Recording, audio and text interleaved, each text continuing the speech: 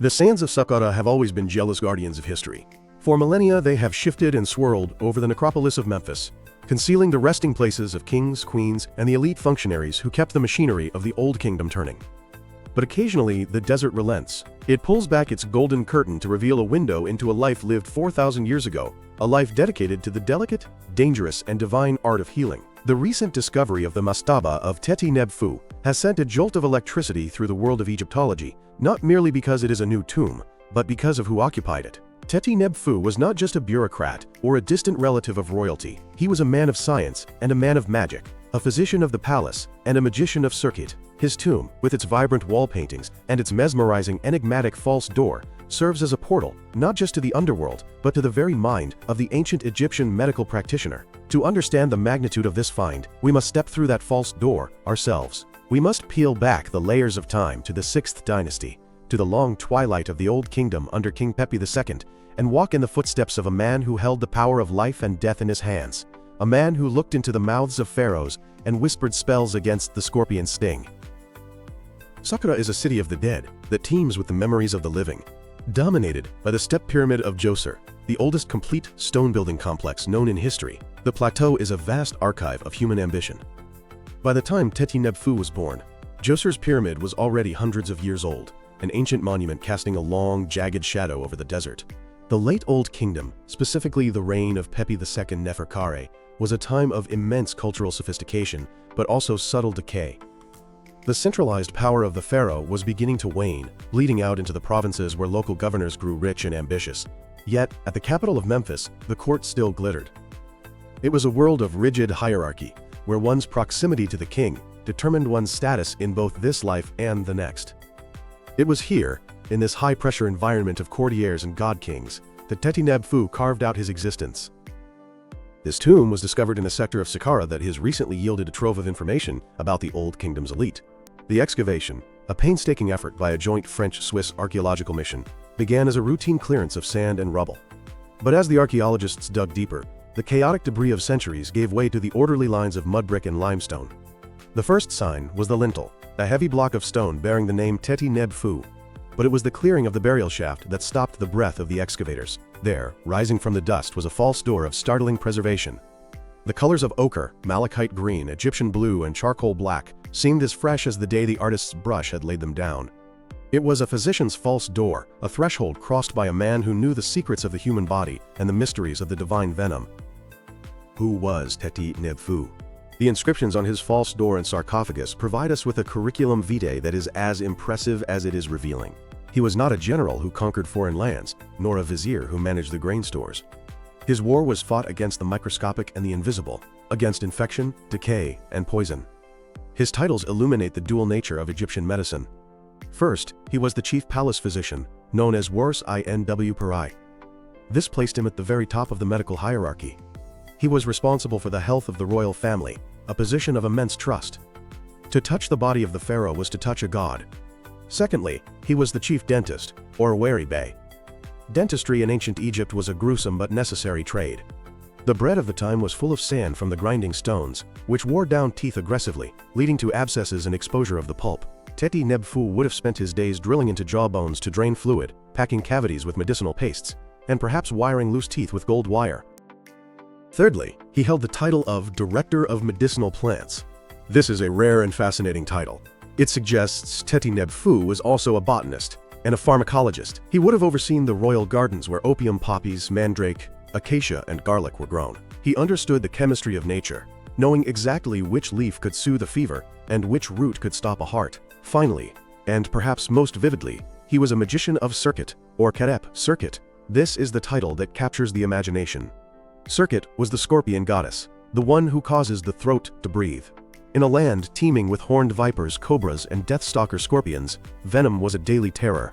A magician of Serket was a specialist in toxicology.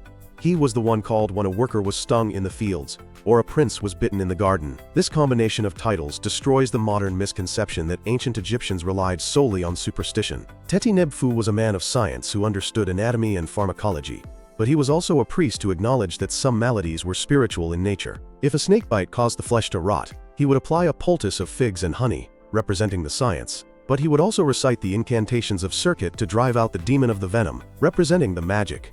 For Teti Neb Fu, these were not two different disciplines. They were two hands of the same healer. The Mastaba of Teti Neb Fu is a classic example of late Old Kingdom funerary architecture. Yet it possesses an intimacy that the massive royal pyramids lack. A mastaba, originating from the Arabic word for bench, is a flat-roofed rectangular structure with sloping sides. It serves as the house for the soul, or ka, in the afterlife.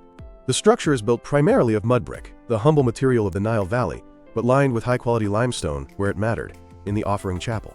The exterior would have been plastered and whitewashed, blindingly bright under the midday sun. Upon entering, one steps into a corridor that leads to the offering chapel. This room was the interface between the living and the dead. It was here that Teti Neb Fu's family, his wife, children, and appointed Ka priests, would come to leave bread, beer, and incense. The walls of this chapel are a riot of color and activity. Unlike the somber tombs of later eras, Old Kingdom tombs are celebrations of life. The reliefs depict Teti Neb Fu inspecting his estates, watching over the harvest, and receiving lines of offering bearers. One particularly striking scene, unique to a physician's tomb, shows the director of medicinal plants inspecting rows of jars. These are not standard grain jars. Their shapes and labels suggest potions, oils, and dried herbs. It is a pharmacy carved in stone. We see servants crushing ingredients in mortars, filtering liquids through cloth, and presenting the finished medicines to the master. It is a freeze frame of a laboratory from 2300 BCE. Another scene hints at his dental work. A small, almost hidden register shows a seated figure, perhaps a patient, grimacing while a standing figure works on their mouth. It is a rare and humanizing glimpse into the pain that Teti Neb Fu spent his life trying to alleviate. The heart of the tomb, the focal point of all ritual activity, is the false door. To the uninitiated, it looks like a blocked passageway, a doorframe with a central niche that is solid stone. But to the ancient Egyptians, this was a fully functional machine of the afterlife. The false door in Teti Neb Fu's tomb is a masterpiece of the genre.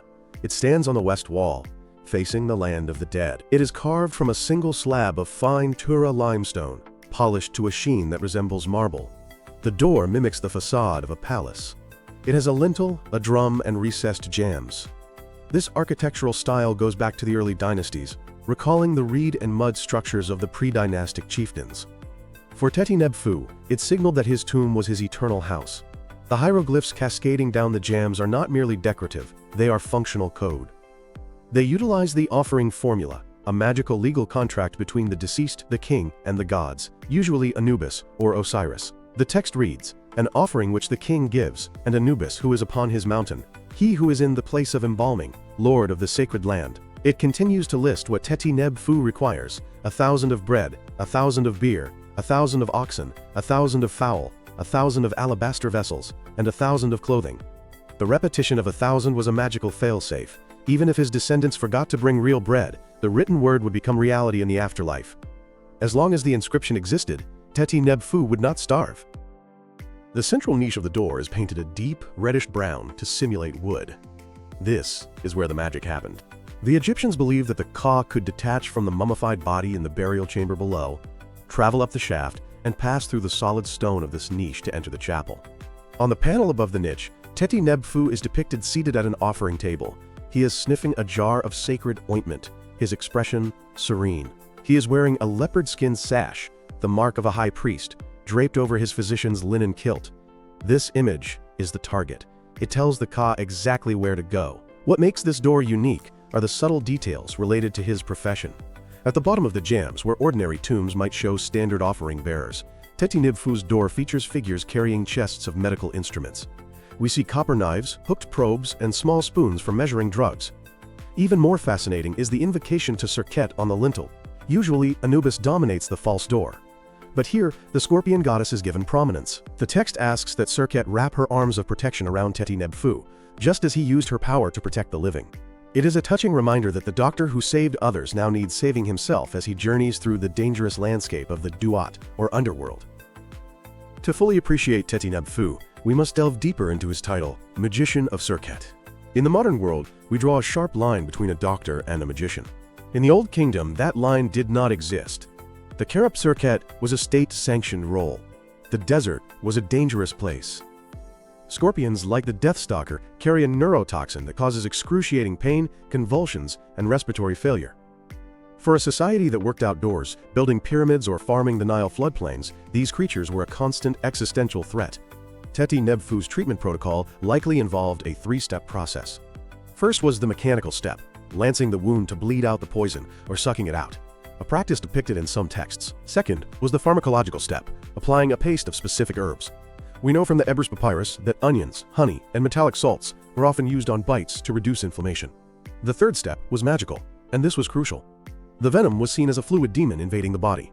To expel it, Teti Neb Fu would recite a mythic narrative. He might chant the story of Horus, who was stung by a scorpion and healed by Thoth.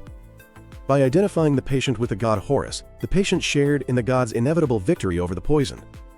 As a magician of Serket, Teti Neb Fu was a psychological healer as much as a physical one. His presence, his chanting, and his confidence provided the patient with the will to survive the neurotoxic storm raging in their blood. The discovery of his tomb suggests that he was very good at this. One does not rise to the chief of the palace by losing patience. Beneath the chapel, down a vertical shaft cut into the bedrock, lies the burial chamber. This was the private sanctuary, never meant to be seen by living eyes after the funeral. When the French-Swiss team lowered their robotic cameras into the shaft, they found that the chamber had been breached in antiquity. Tomb robbers, likely during the chaos of the First Intermediate Period, just a century or so after Teti's death, had smashed their way in. They were looking for gold, the amulets on the mummy, the precious oils, the gilded masks. However, the robbers left behind the greatest treasure for history, the sarcophagus and the wall texts. The sarcophagus is a massive box of limestone. Its lid was skewed, evidence of the robbers' haste. But the inscriptions on the box are intact. They repeat Teti Neb Fu's titles and include a rare prayer usually reserved for royalty, a request to become an imperishable star in the northern sky. The walls of the burial chamber are painted with the pyramid texts, or at least a non-royal version of them. These are spells designed to help the soul navigate the afterlife. They give Teti Neb Fu the passwords to pass the gatekeepers of the underworld. One spell is particularly poignant for a dentist. It reads, "My teeth are the teeth of a snake. My molars are the molars of the god who crushes stone." It is a transformation spell, turning the vulnerable human body into a terrifying divine entity that cannot be harmed. For a man who spent his life fixing the crumbling teeth of others, the wish for indestructible godlike teeth is deeply personal. The context of Teti Neb Fu's life is dominated by the figure of King Pepi II. Pepi II is famous for having the longest reign in Egyptian history, reputedly 94 years. He came to the throne as a child and died as a feeble old man. Teti Neb Fu likely served during the middle to late years of this reign. It was a strange time.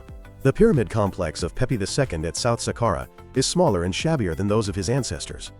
The economy was straining. The Nile floods were becoming lower, a precursor to the climate crisis that would eventually collapse the Old Kingdom. Yet the tomb of Teti Neb Fu shows no sign of poverty. It is rich and elaborate. This tells us something important about the social dynamics of the time. As the central authority of the king weakened, the power of high officials like Teti Neb Fu grew. They had the resources to build lavish tombs that rivaled those of the royal family. They were becoming independent lords of their own domains. Teti Neb Fu's tomb is located near the pyramid of Pepi II, clustering for protection. Even as the dynasty crumbled, the physician stayed close to his patient. It paints a picture of loyalty, or perhaps necessity. In a world that was slowly falling apart, the safest place was still in the shadow of the God King. The excavation of this mastaba is a triumph of modern archaeology. The team did not just use shovels and brushes. They employed ground-penetrating radar to map the subterranean anomalies before breaking ground. This allowed them to locate the burial shaft without destabilizing the surrounding sand. Once inside, the conservation team faced a battle against time. The vibrant paints on the false door, having been sealed in darkness for 4 millennia, were at risk of fading or flaking the moment they were exposed to fresh air and humidity. The team used chemical stabilizers to bind the pigments to the stone before fully clearing the sand. They also used macrophotography and 3D laser scanning to create a digital twin of the tomb. This means that even if the physical structure degrades, the data of Teti Neb Fu's tomb is preserved forever.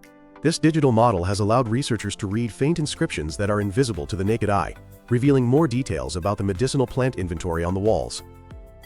Standing in front of the false door of Teti Neb Fu, one cannot help but feel a sense of vertigo. We are looking at a man who looked at us. The eyes on his relief carving are wide and outlined in kohl, staring eternally out of the stone. He asks for bread and beer.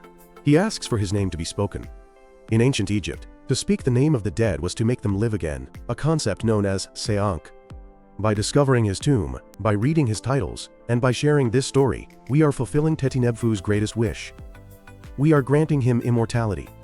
But he gives us something in return. He gives us a reflection of ourselves. We see a man who worried about his status, who took pride in his professional skills, who feared the pain of a toothache and the terror of a snakebite. We see a society that valued healthcare, that organized complex systems to treat the sick, and that tried to make sense of the chaotic universe through a blend of rigorous observation and comforting ritual. The false door was meant to be a one-way portal for the Ka to come out, but for us it is a two-way mirror. We look into the deep time of the Old Kingdom, and we see the face of a doctor, exhausted after a long day at the palace, hoping that his work has pleased his king and his gods. As the sand is cleared from the rest of the complex, more discoveries are likely to follow. Are there family members buried nearby? Are there papyrus scrolls hidden in the debris? Perhaps medical texts written by Teti Neb Fu himself? The prospect is tantalizing. For now, the Mastaba of Teti Neb Fu stands as a testament to the physician's false door. It reminds us that behind the gold of the pharaohs and the stone of the pyramids, there were people, men and women of intellect and skill, who kept the civilization alive. Teti Neb Fu, the magician of Serket, has returned from the silence, and as long as we study his tomb, the doctor is in.